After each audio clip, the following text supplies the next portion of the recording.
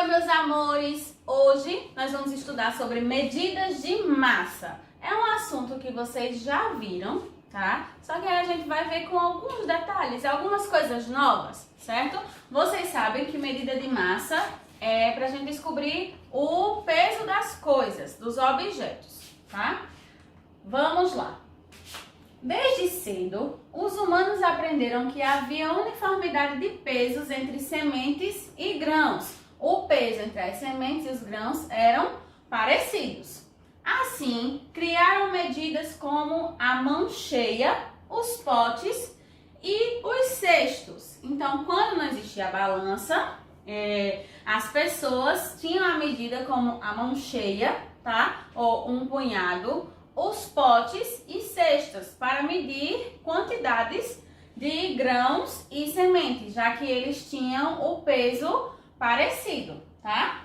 À medida que as sociedades foram se desenvolvendo, cresceu a necessidade de um sistema comum de pesos e medidas. A sociedade foi crescendo, o mundo foi se desenvolvendo e houve a necessidade de estabelecer um sistema comum para medir o peso de muitas coisas, o peso e a medida.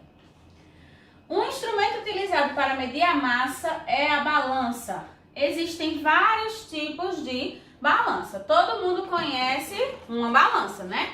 Eu trouxe aqui essa balança para mostrar a vocês. Geralmente quem tem o controle de massa corporal tem uma balança em casa para ficar se pesando para saber se tá mais gordinho, se tá mais magrinho. Essa balança aqui, ela aguenta no máximo 150 quilos e no mínimo 2,5 kg, tá? Então, geralmente a gente encontra as balanças nas farmácias, quem não tem em casa, nas farmácias, no posto médico, no hospital, tá? E aí, você vai lá, sobe e consegue descobrir a sua massa corporal. E aí nós temos aqui outros tipos de balança. A gente vê geralmente essa daqui no supermercado ou no açougue, né? Para medir carnes. Essa daqui já é um modelo mais antigo, tá? Essa é mais atual, ó, só que para pesar objetos de pesos menores. E essa é quase do tipo da que eu mostrei a vocês agora há pouco, tá? Só que eu mostrei a digital. Essa daqui não é ainda do ponteiro, certo? O uso no nosso dia a dia. Usamos o quilograma ou o quilo como unidade de medida para pesar pessoas, carnes, cereais, legumes, frutas e etc. 1 quilo de arroz, 1 quilo de feijão, 1 quilo de carne, 1 quilo de tomate, 1 quilo de cebola, certo? Então, o quilo é a unidade de medida para pesar esse tipo de coisa, tá? E para pesar a gente também. 1 quilo é o mesmo que 1000 gramas. Então, se eu tenho 1 quilo, eu tenho a mesma coisa de 1000 gramas. Meio quilo é o mesmo que 500 gramas. Se 1 quilo é 1000, meio quilo vai ser 500. Por exemplo, uma criança pesa 42 quilos. Essa criança aqui pesa 42 quilos. Para medir um remédio, usamos miligramas, que é uma unidade menor do que a grama. No supermercado, o quilo de alcatra do contrafilé custa R$ 14,90. Mas muitas vezes o consumidor compra apenas uma quantia em gramas desse produto. Não chega a comprar 1 quilo. Nesse caso aqui, esse pedaço de carne que está nessa balança tem 789 gramas. Então, não chega a 1 quilo. Para ser 1 quilo, tem que ter 1000 gramas. E aqui nós temos os múltiplos e os submúltiplos do grama. O grama é a unidade fundamental do peso, então ela está aqui no meio da nossa tabelinha. Os múltiplos do grama são utilizados para medir grandes coisas. Então, da grama para a direita, nós temos os múltiplos, tá? Que são a parte que pesa pesos mais pesados. vamos dizer assim. E os submúltiplos pesam coisas mais maneiras, tá? Mais leves do que a grama. Então, como submúltiplos, nós temos o decigrama, o centigrama e o miligrama. E como múltiplos, nós temos decagrama, hectograma e quilograma, tá?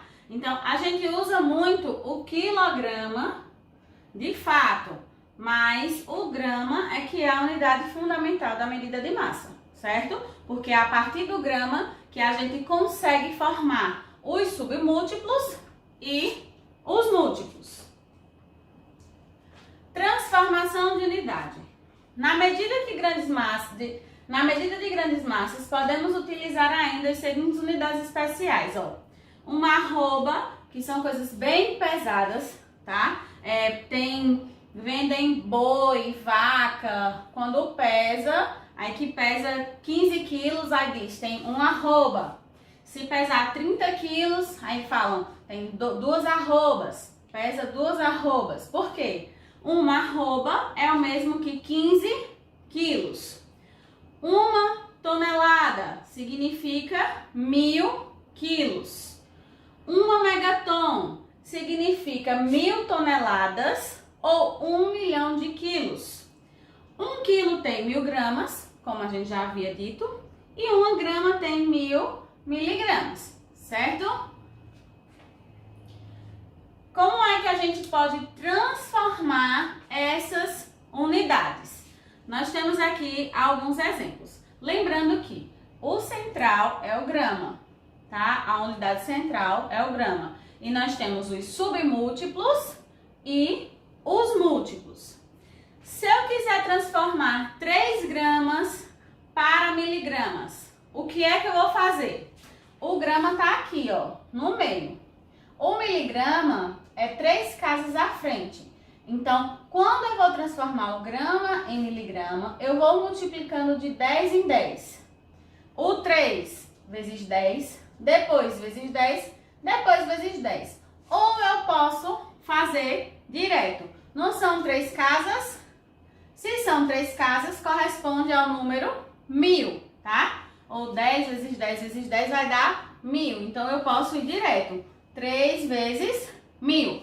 Outra forma fácil de fazer essa transformação também é, eu coloco o número aqui embaixo da casinha do grama, coloco 3 e vou pra cá preenchendo de zeros quando eu vou transformar em submúltiplos, tá? Eu preencho de zeros até chegar no miligrama. E aí, eu chego em 3000. Então, eu sei que 3 gramas para miligramas são 3000 miligramas.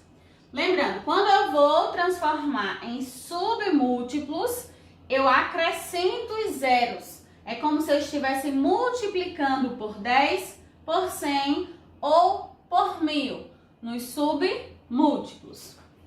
15 quilos para gramas. Então, eu tenho aqui 15 quilos, coloco 15 na casinha do quilos e preciso chegar até as gramas. Então, vai ser 15 vezes 10, vezes 10 e vezes 10. Ou então, eu posso fazer direto, 15 vezes 1000, que dá 15.000 gramas. Ou eu posso também colocar o 15 aqui e completar com os zeros até chegar em grama, que vai dar 15.000 da mesma forma. Então, eu sei que 15 quilos corresponde a 15.000 gramas. 4 quilos para gramas. Da mesma forma, eu sei que são 3 casas, então são 3 zeros, eu vou multiplicar por 1000. 4 vezes 1000, 4.000. Então, 4 quilos é a mesma coisa de 4.000 gramas. 19 gramas para miligramas. O 19 vai estar aqui no grama e eu quero transformar ele em miligramas. O que é que eu faço? Eu sei que são 3 casas, então eu vou multiplicar por 1000. 19 vezes 1000, 19.000. Ou posso fazer da outra forma, que é colocar o 19 aqui e preencher com zeros, que vai dar 19.000 da mesma forma. Aqui né, essas setinhas azuis, elas correspondem a exemplos de transformação em múltiplos. Se eu tenho um submúltiplo e quero transformar em múltiplo, eu venho dividindo ao invés de multiplicando. Só que essa parte aqui a gente vai ver depois. O importante agora é que vocês aprendam a transformar os múltiplos em submúltiplos, tá certo? Ou grama em um submúltiplo. Então, é facinho, é só colocar na casinha que você está procurando e preencher com os zeros. Ou sair multiplicando por 10 até chegar onde você quer, tá bom? Eu espero que vocês tenham entendido. Qualquer dúvida, fala com a Pro, certo? Um beijo, Deus abençoe vocês e até a próxima aula.